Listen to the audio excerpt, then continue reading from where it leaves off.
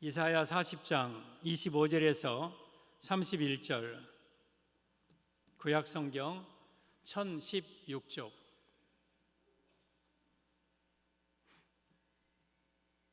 함께 말씀을 받겠습니다. 시작. 거룩하신 이가 이르시되 그런즉 너희가 나를 누구에게 비교하여 나를 그와 동등하게 하겠느냐 하시니라. 너희는 눈을 높이 들어 누가 이 모든 것을 창조하였나 보라. 주께서는 수요대로 만상을 이끌어내시고 그들의 모든 이름을 부르시나니 그의 권세가 크고 그의 능력이 강함으로 하나도 빠짐이 없느니라. 야곱아 어찌하여 내가 말하며 이스라엘아 내가 이르기를 내 길은 여호와께 숨겨졌으며 내 송사는 내 하나님에게서 벗어난다 하느냐. 너는 알지 못하였느냐? 듣지 못하였느냐? 영원하신 하나님 여호와 땅끝까지 창조하신 이는 피곤하지 않으시며 곤비하지 않으시며 명철이 한이 없으시며 피곤한 자에게는 능력을 주시며 무능한 자에게는 힘을 더하시나니 소년이라도 피곤하며 곤비하며 장정이라도 넘어지며 쓰러지되 오직 여호와를 앙망하는 자는 새 힘을 얻으리니 독수리가 날개치며 올라감 같을 것이요 다른 박질하여도 곤비하지 아니하겠고 걸어가도 피곤하지 아니하리로다. 아멘. 오늘 제목은 새 힘을 얻는 비결이라는 제목으로 말씀을 드리겠습니다. 새 힘을 얻는 비결. 25절에 오면 거룩하신 이가 이르시되, 거룩하신 이는 하나님이십니다. 하나님이 직접 말씀하신 내용입니다. 거룩하신 이가 이르셨다. 하나님의 이 말씀을 엄중한 말씀으로, 귀한 말씀으로 받아야 됩니다. 그러면서 30절에 소년이라도 피곤하며 장정이라도 넘어지며 자빠진다. 여러분, 오늘날의 시대가 바로 이러한 시대예요. 소년은 힘이 막 펄펄 끓는 시대, 장정은 막 피가 끓는 시대. 그런데도 피곤하고 넘어지고 자빠지고 쓰러지고 이러한 시대. 오늘날은 어른, 어린아이 할 것 없이 모두 다 피곤해서 지쳐 사는 시대. 어린아이들도 학교 갔다가 학원 갔다가 저녁 또 과외 갔다가 막 여러 가지 학업, 그리고 이성 문제, 친구 또 문제, 진로 문제, 또 직장은 직장인대로, 또 가정주부는 가정주부대로 여러 가지 스트레스와 어려움 속에서 피곤해 지쳐 사는 시대가 오늘날의 시대예요. 그런데 우리는 그렇게 살아서는 안 되잖아요. 그 속에서도 남다른 힘과 능력을 가지고 이 세상을 헤쳐나가야 되잖아요. 예수님 안 믿는 사람들처럼 똑같이 지쳐 살고 똑같이 힘들어 살고 똑같이 피곤해 겨워서 살면 되겠습니까? 우리는 새 힘을 공급받아야 돼요. 오늘 31절에 오면 오직 여호와를 앙망하는 자는 새 힘을 얻으리니 그랬어요. 새 힘. 이 새 힘은 스스로 내 속에서 나오는 힘이 아니에요.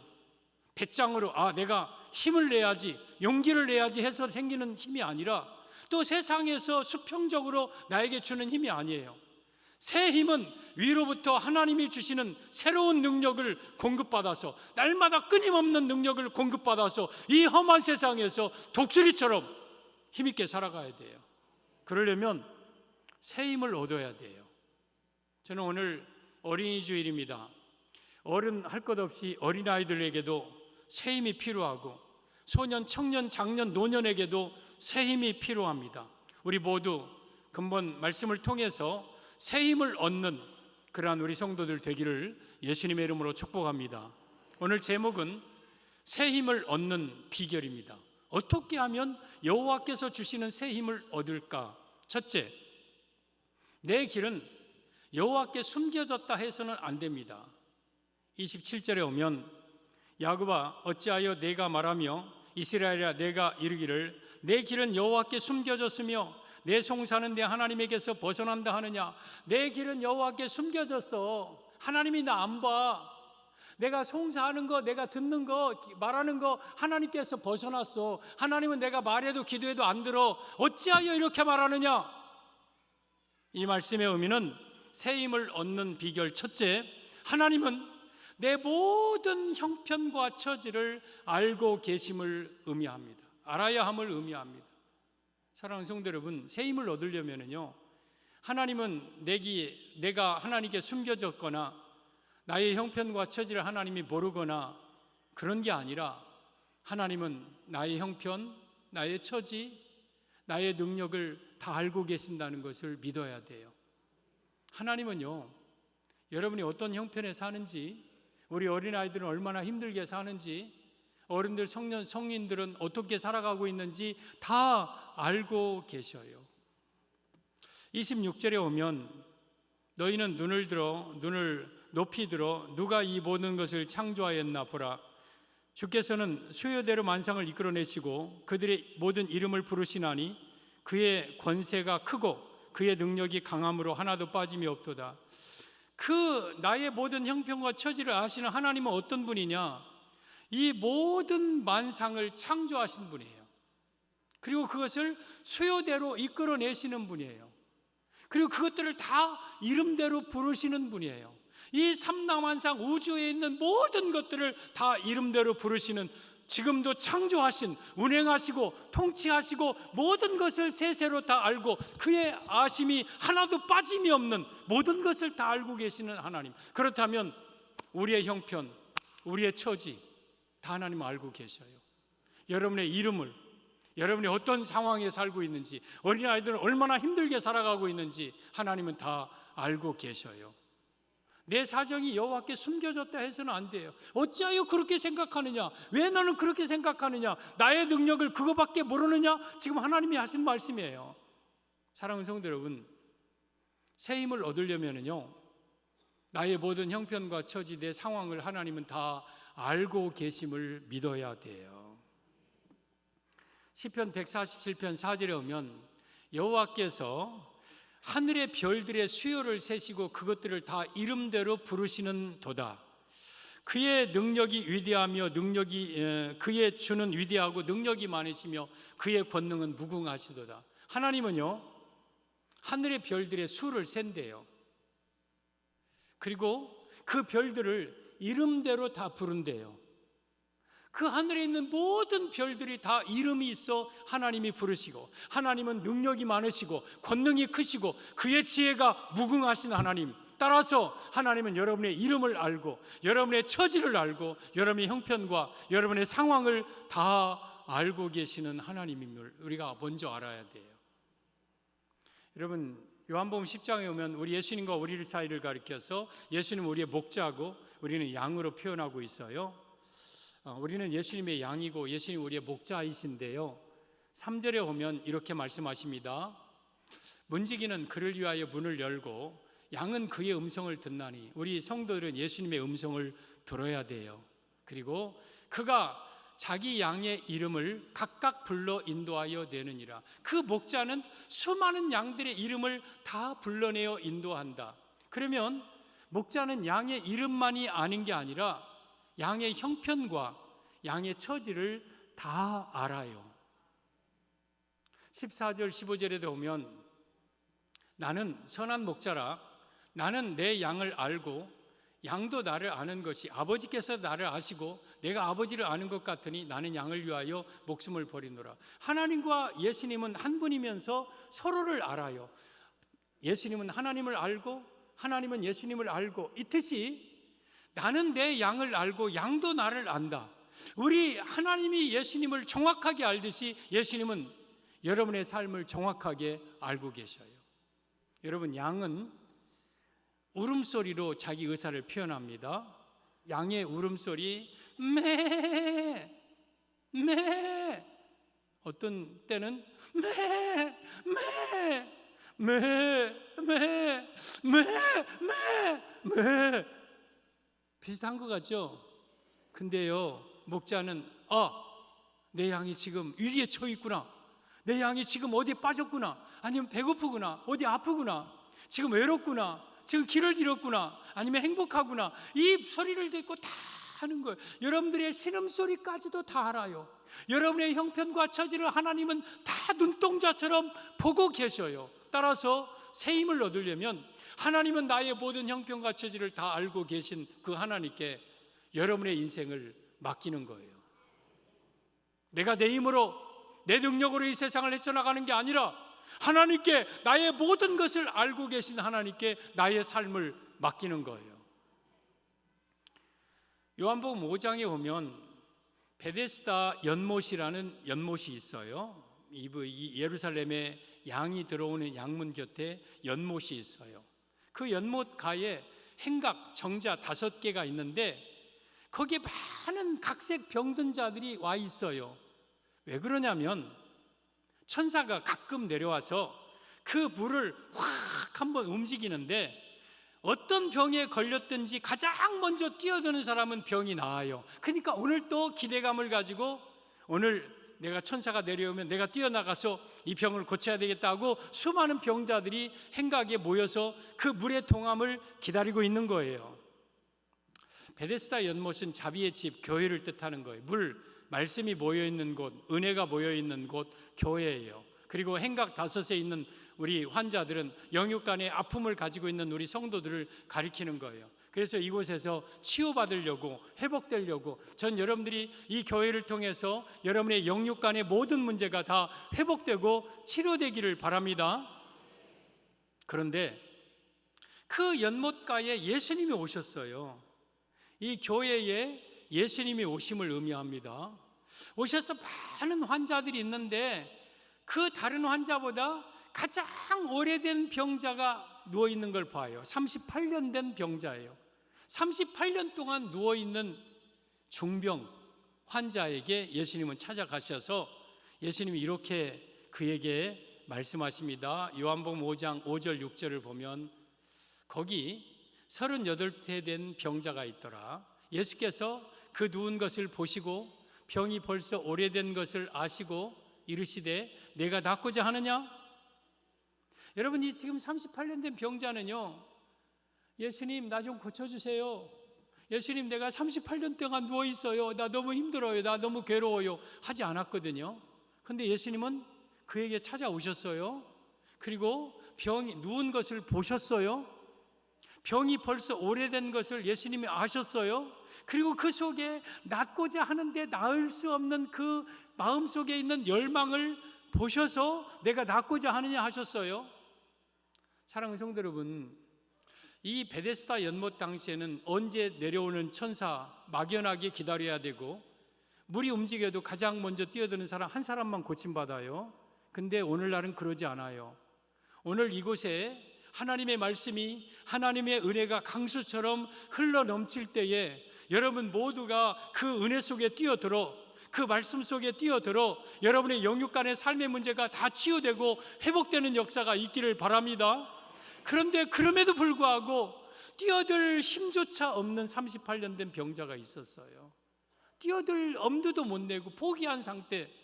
그런데 예수님은 그를 찾아오셔요.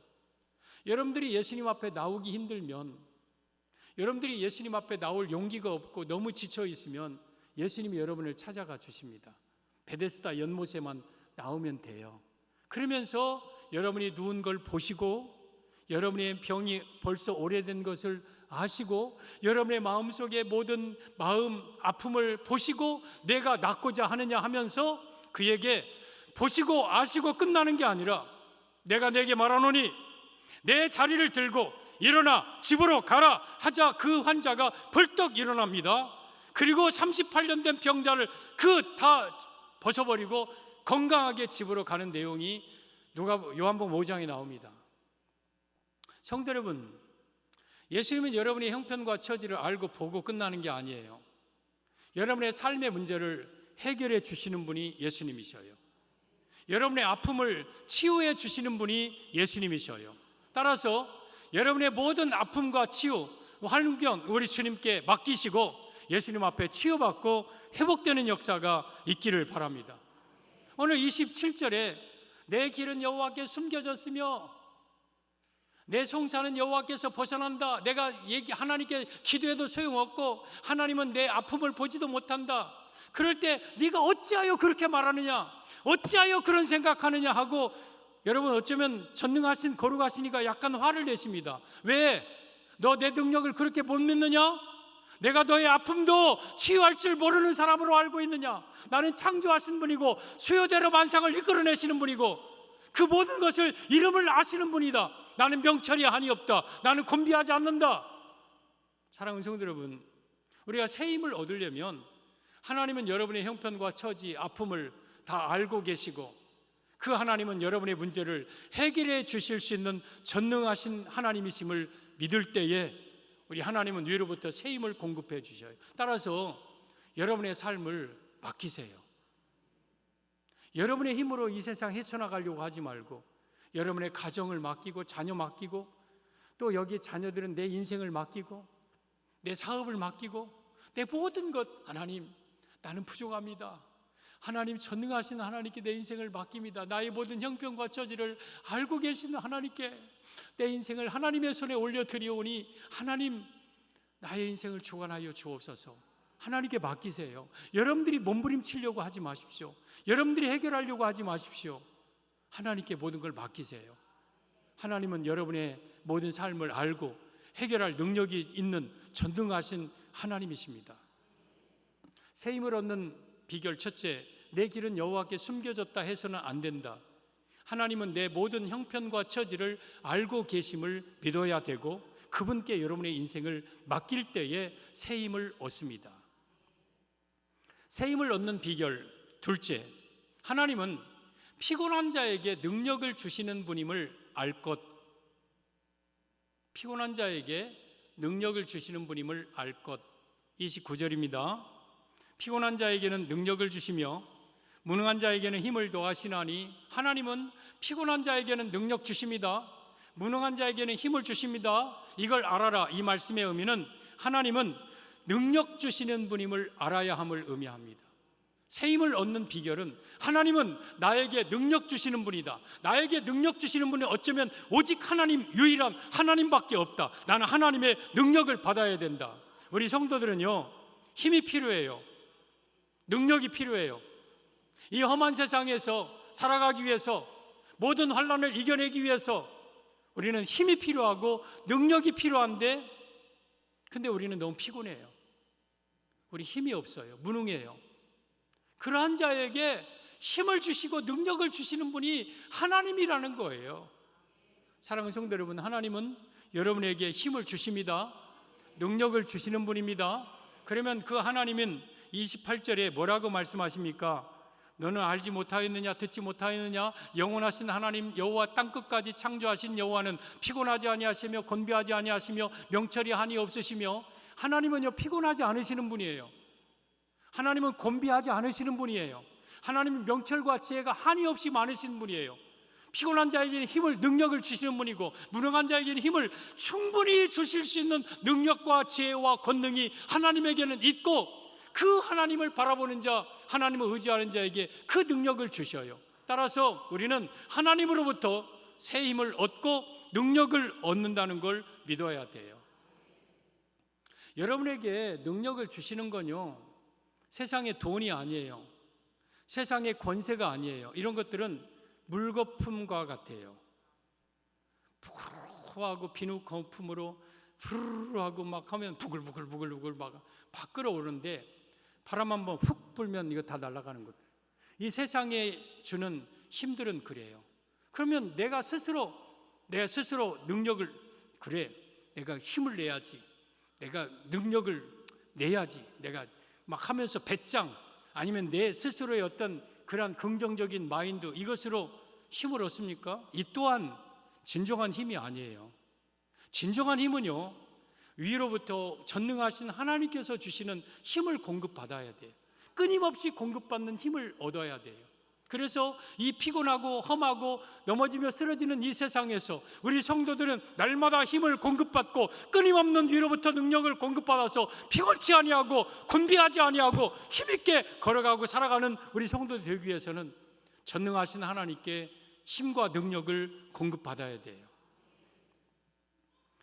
사도행전 1장 8절에 오직 성령이 너희에게 임하시면 너희가 권능을 받고, 여러분 우리가 성령을 받으면요 권능을 받아요. 권능이라는 단어는 두나미스, 여기서 다이나마이트가 나와요.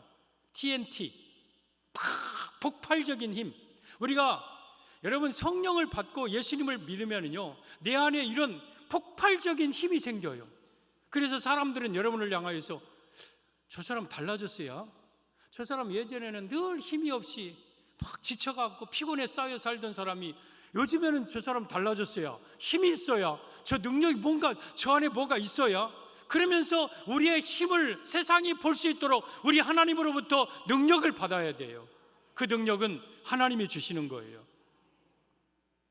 고린도후서 4장 8절에 오면 우리가 사방으로 우겨쌈을 당하여도 쌓이지 아니하고 답답한 일을 당하여도 낙심하지 아니하며 핍박을 받아도 버림받지 아니하며 거꾸러뜨림을 당하여도 망하지 아니하고 우리가 예수 죽인 것을 내 몸에 짊어짐은 예수의 생명이 내 몸 안에서 나타나게 하려 함이라. 이상하잖아요. 사방으로 우겨쌈을 당하면 쌓여야 되는데 쌓이지 않아요. 답답한 일을 당하면 낙심해야 되는데 낙심하지 않아요. 또 핍박을 받으면 버림받아야 되는데 버림받지 않아요. 여러분, 이런 것들이 어디서 생기느냐? 그 사람이 원래 그렇게 능력이 있고 배짱이 있어서가 아니라 바로 전절 고린도서 4장 7절에 그 이유가 있어요. 보면 우리가 이 보배를 질그릇에 가졌으니 이는 능력, 심히 큰 능력은 하나님께 있고 우리에게 있지 아니함을 알게 하려 합니다. 우리는 질그릇이에요. 창세기 2장 7절에 하나님은 땅의 흙으로 사람을 지으셨다고 그랬어요. 질그릇, 항아리, 흑으로 만든 그릇, 깨어지기 쉬운, 바싹 깨져버리는 그러한 그릇이에요. 질그릇에는 아무 능력이 없어요. 질그릇은 우겨쌈을 당하면 낙심하고 좌절하고 절망하고 넘어지고 죽고 자살하고 그래야 돼요. 근데 그 질그릇 안에 뭐가 있느냐? 보배가 있어요. 그 보배는 예수님이에요. 내 안에 예수님이 계시니까 그 엄청난 능력으로 말미암아 예수님의 힘으로 우리가 쌓여도 쌓이지 아니하고 낙심하지 아니하고 절망하지 아니하고 쓰러지지 아니하고 힘을 얻는 거예요. 그래서 우리는 위로부터 피곤한 자에게 능력을 주시는 하나님께 능력을 구하시기를 바랍니다. 하나님, 내가 이 피곤하고 험한 세상에서 살아가기 위해서는 나에게 능력을 주시옵소서. 나에게 힘을 주시옵소서. 나에게 권능을 주시옵소서. 하나님께 구하시기를 바랍니다. 피곤한 자에게는 능력을 주시는 분이 하나님임을 알아야 돼요. 이것이 새 힘을 얻는 비결이에요. 요한복음 마태복음 26장에 예수님이 가장 힘들고 어려우실 때가 겟세마네 동산이에요. 십자가 앞에 두고 겟세마네 동산에서 제자들에게 내가 심히 피곤하여 곤비하여 죽게 되었으니 너희는 여기 머물러 나와 함께 깨어있으라 하고 제자들에게조차 그 약한 모습을 보이신 예수님, 그리고 돌 던질 만큼 떨어져서 얼굴을 무릎 사이에 넣고 누가복음 22장 44절에 예수께서 힘써 애쓰고 간절히 기도하시니 땀이 땅에 떨어지는 핏방울과 같이 되더라. 그 겟세마네 동산에서 밤새도록 하나님 앞에 기도하는데 얼마나 기도를 하는지 땀이 떨어졌는데 그 속에 피가 들어져 있어요. 모세혈관 터져서 그 예수님의 앉은 자리가 피로 흥건할 만큼 피땀 흘려서 하나님 앞에 기도하는 그 기도의 내용은 이거예요. 아버지여, 이 잔을 내게서 옮기시옵소서. 아버지, 이 잔을 내게서 옮기시옵소서. 이 잔은 십자가의 죽음이에요. 예수님은 참 하나님이시고 이 땅에 참 사람으로 오셔서 우리와 똑같은 성정을 가지고 오신 분이기에 십자가에 못 박혀 죽는 것이 얼마나 큰 고통인 것을 아셔서 아버지, 이 잔 좀 내게서 옮겨달라고, 십자가 좀 안 짓고 십자가 좀 피하게 해달라고 기도하는데 하나님의 응답은 아니에요. 십자가 지는 것이 하나님의 뜻이었어요. 그러자 예수님은 다시 기도하셨을 거예요. 하나님, 그렇다면 나에게 힘을 주세요. 십자가를 지을 수 있는, 마지막까지 십자가 길을 걸어갈 수 있는 힘을 주세요. 나에게 힘을 주세요.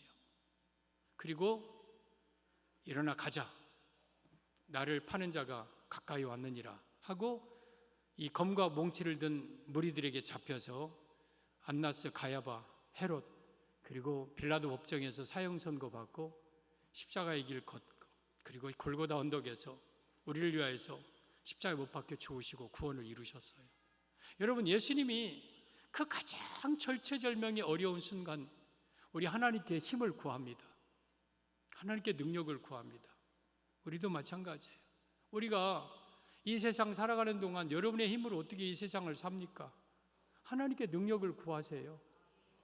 피곤한 자에게 능력을 주시고 무능한 자에게 힘을 주시는 하나님께 그 힘과 능력을 구하세요. 그래서 여러분들도 능력을 받아야 돼요. 여러분들도 힘을 얻어야 돼요.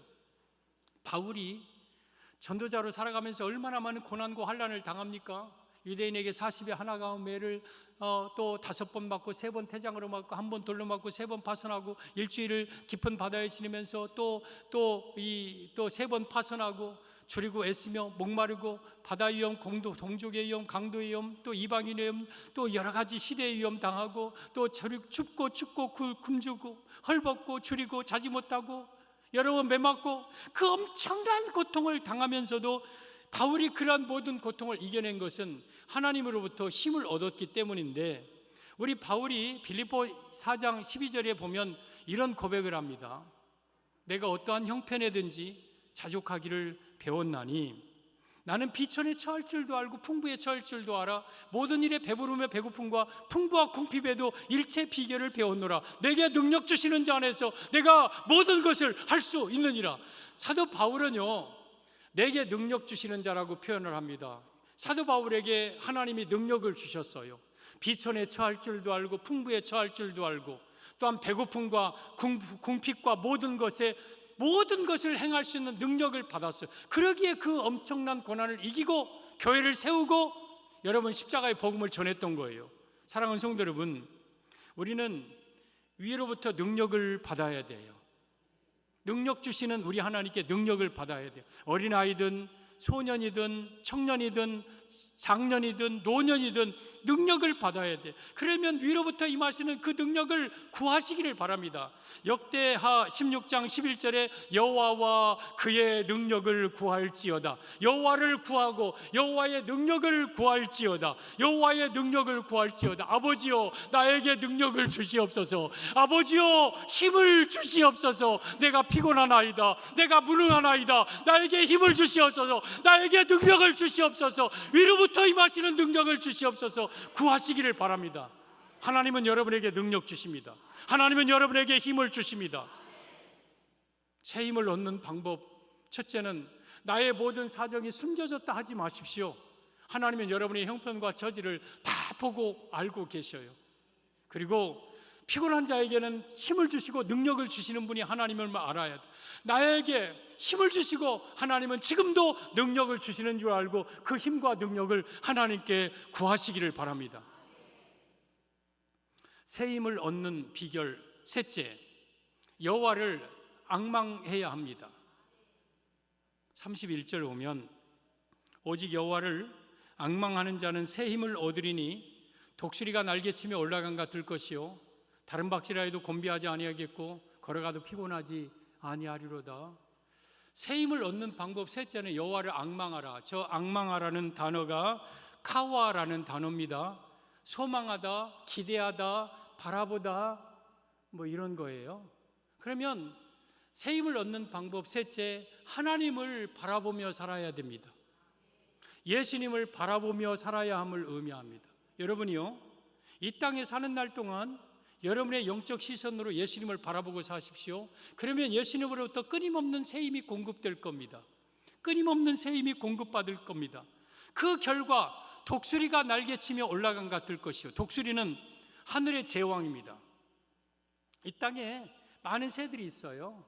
그러면서 새들이 짹짹짹거리고 깍깍깍깍거리고 쩍쩍쩍쩍 돌돌 막 하다가 이제 막 비바람이 치고 막 바람이 치고 막 태풍이 불어오면 막 참새, 뭐 이런 굴뚝새, 앵무새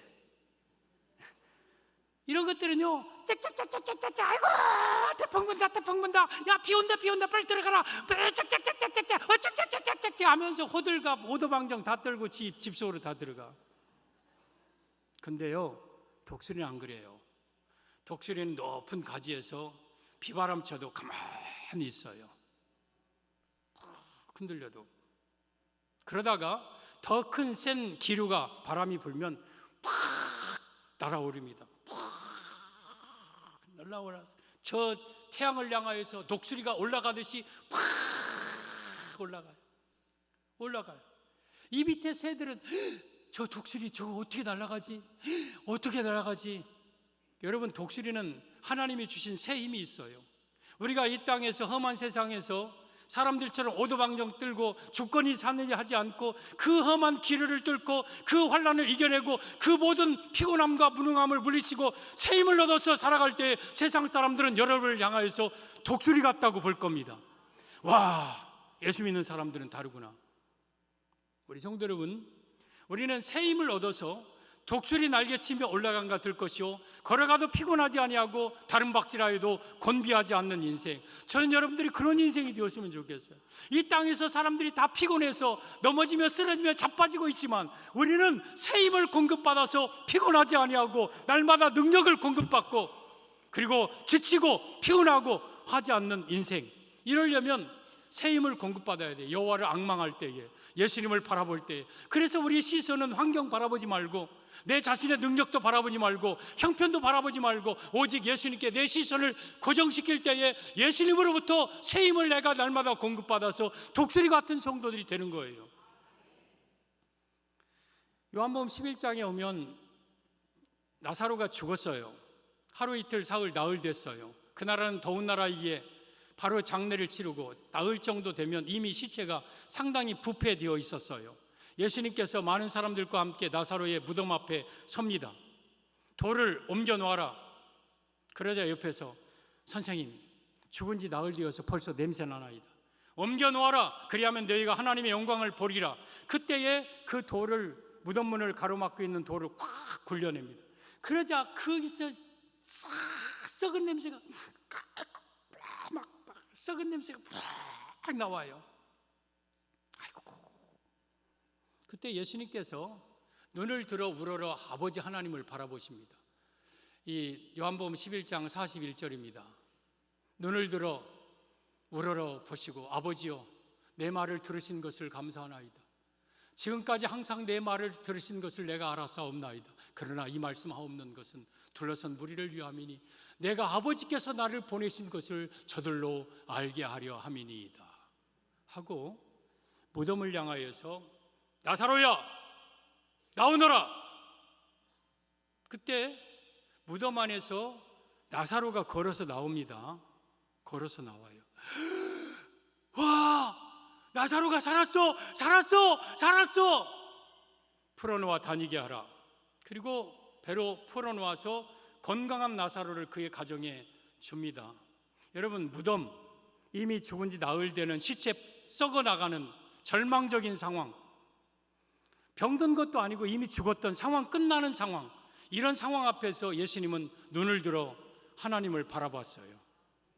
그리고 그 상황을 기적적으로 나사로를 살려서 이 슬픔이 기쁨이 되게 하고 장례가 축제가 되게 하고 잔치가 되게 하는 상황으로 바꿨어요. 이걸 기적이라고 그래요. 우리가 때로는 순간순간 무덤 앞에 서는 것과 같은 절망적인 상황 속에 빠질 때가 있어요. 벽이에 벽, 방법이 없어요. 이미 상황 끝이에요. 도저히 이건 불가능한 일이에요. 절벽과 같은, 무덤과 같은 그런 상황 앞에 서서 여러분들도 눈을 들어 예수님을 우러러 앙망하시기를 바랍니다. 예수님을 바라보시기를 바랍니다. 나는 불가능하지만 예수님은 능치 못할 일이 없는 분, 나는 어렵지만 예수님은 여러분 말씀 한마디로 모든 것을 해결하시는 그분 예수님을 앙망하시기를 바랍니다. 바라보시기를 바랍니다. 그러면 여러분에게 새 힘을 주시어서 독수리의 날개친것 같이 올라가는 능력을 공급받게 될 것입니다. 사랑하는 성도 여러분, 지금은 다 소년이라도 피곤하며 장정이라도 넘어지며 쓰러지는 시대, 다 피곤해 지쳐 사는 시대, 다 곤비하면서 힘들게 힘겹게 하루하루 살아가고 있는 시대에 우리의 자녀들이 살고 있어요. 그러면 우리도 똑같이 피곤하고 똑같이 무능하게 똑같이 지쳐서 살아가면 되겠습니까? 그 속에서 새 힘을 위로부터 공급받아야 돼요. 그러려면 하나님은 내 모든 형편과 처지를 알고 계시는 하나님께 여러분의 삶을 맡기세요.